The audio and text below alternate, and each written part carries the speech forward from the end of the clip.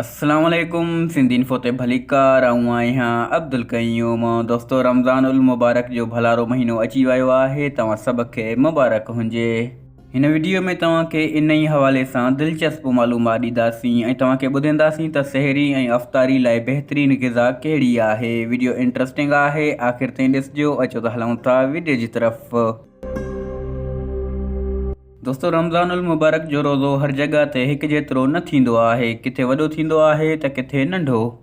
समा टीवी मुताबिक़ फिनलैंड हिकु अहिड़ो मुल्क आहे जिते हिन साल सभ खां वॾो रोज़ो थींदो, तक़रीबन 23 घंटनि जो, जॾहिं त रूस में 20 घंटनि जो रोज़ो थींदो। पाकिस्तान, इंडिया, बांग्लादेश, सऊदी अरब ऐं मुतहदा अरब अमारात में रोज़ो 14 खां 15 घंटनि जो थींदो। सभ खां नंढे में नंढो रोज़ो ऑस्ट्रेलिया में थींदो, तक़रीबन 12 घंटनि जो। दोस्तों रमज़ानुल मुबारक जी ॻाल्हि हली आहे त अचो त ॾिसूं था सहरी ऐं अफ़्तारी लाइ बहितरीन ग़िज़ा कहिड़ी आहे। सभ खां ज़रूरी आहे पाणी। जेतिरो थी सघे सहरी में पाणी घणो पीअणु घुरिजे, जीअं जिस्म में पाणी जी कमी न थिए। दाल सां सहरी करणु इहो हिकु बहितरीनु ऑप्शन आहे। दाल में भरपूर ग़िज़ायत आहे जेका तव्हांजे जिस्म में पूरे ॾींहं जी ख़ुराक पूरी करे सघे थी। सहरी में अंडे जो बि इस्तेमालु करे सघिजे थो।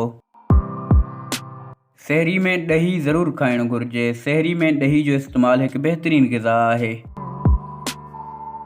सहरी में चांवर जो इस्तेमालु घटि कजे या न कजे त बहितरीनु आहे। इन खां अलावा चांहि बि घटि पीजे। मसालेदार शयुनि खां परहेज़ कजे। मसालेदार शयुनि खाइण सां तव्हांखे उञ घणी लॻी सघे थी। सहरी में फ्रूट जो जूस या खीर पीअण बि हिकु सुठी ग़िज़ा आहे। दोस्तों रोज़े खोलण वक़्तु खजी जो इस्तेमालु सभ खां पहिरियां हुजणु घुरिजे। खारक खाइणु सुनत नबवी आहे। इन में भरपूर तवानाई आहे। इन जे इस्तेमाल सां इंसानु ताज़ो दम महसूसु कंदो आहे। अफ़्तारी में वक़फ़े सां 5-6 गिलास पाणी ज़रूरु पीअणु घुरिजे। फ्रूट खाइणु ऐं फ्रूट जो जूस पीअणु बि बहितरीनु ग़िज़ा आहे अफ़्तारी लाइ। खंड सां ठहियल शयुनि खे इफ़्तारी में घटि इस्तेमालु कजे। इन सां इंसानु थकावट महसूसु कंदो। हिन रमज़ान में अंब त न आहे, पर इन जी जॻह ते हिंदाणे जो इस्तेमालु करे सघिजे थो। हिंदाणो जिस्म में ख़ुराक ऐं पाणी ॿिन्ही जी कमी पूरी कंदो। समोसनि ऐं पकोड़नि जो इस्तेमालु इफ़्तार में आम आहे। जेकॾहिं इन खे घटि कजे त बहितरु आहे, पर सफ़ा खाइणु न छॾिजनि। घटि मिक़दार में खाई सघिजनि था।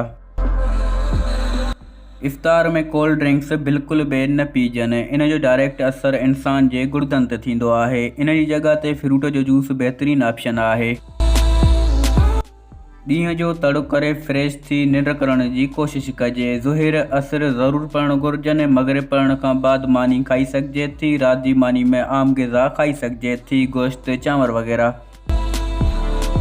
ही मालूमात असां एयरवाइस, समा टीवी ऐं वॉइस ऑफ उर्दू मां कढी आहे। जेकॾहिं वीडियो पसंदि आई आहे त लाइक ज़रूरु कंदा, चैनल खे सब्सक्राइब कंदा। मिलंदासीं अगली वीडियो में। अल्लाह हाफ़िज़।